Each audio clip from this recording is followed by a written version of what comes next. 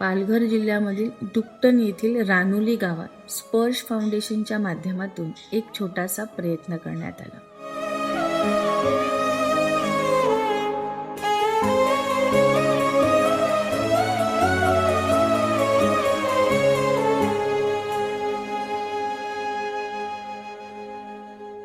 या गावातील मुलांमध्ये शिकण्याची इच्छा खूप होती, परंतु अनेक संकट समोर येत होती, अनेक समस्या येत होत्या की जे त्यांना त्यांच्या स्वप्नांपासून दूर नेत होते.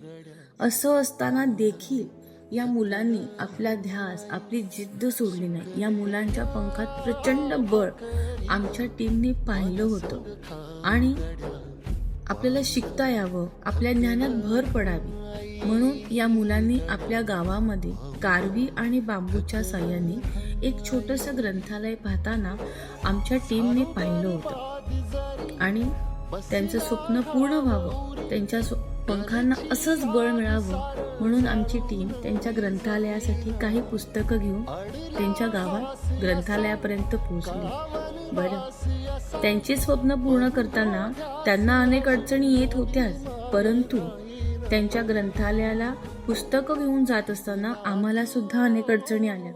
त्या गावात त्यांच्या ग्रंथालयापर्यंत जाताना आम्हाला रस्ता सुद्धा भेटला नव्हता.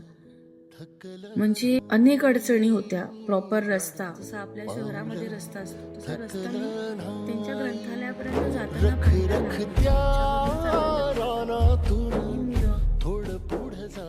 शाळेत जाताना सुद्धा किती संकटांना सामोरं जाऊन जात असते, परंतु त्यांची जिद्दच आम्हाला त्यांच्यापर्यंत घेऊन गेली.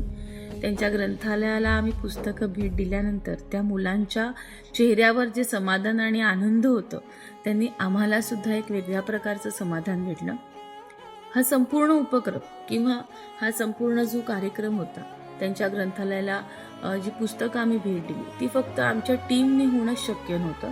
यात आम्हाला अनेकांचे मुलांचे सहकार्य लाभले, अनेकांचा सहभाग लाभला.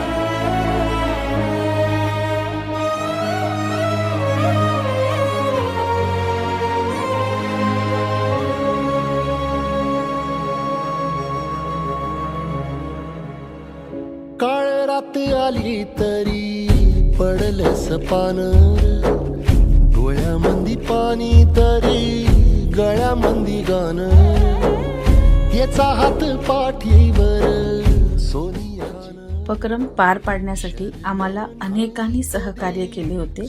त्या सर्वांचे धन्यवाद. जसे विभा पटेल, अश्विनी संखे, पराडकर सर, सुनीता कसमळे, मीनल मात्रे, पूनम बदानी, तनुज संखे, राहुल संखे या सर्वांनी या कार्यात मोलाचा वाटा दिला. त्याबद्दल त्यांचे आभार.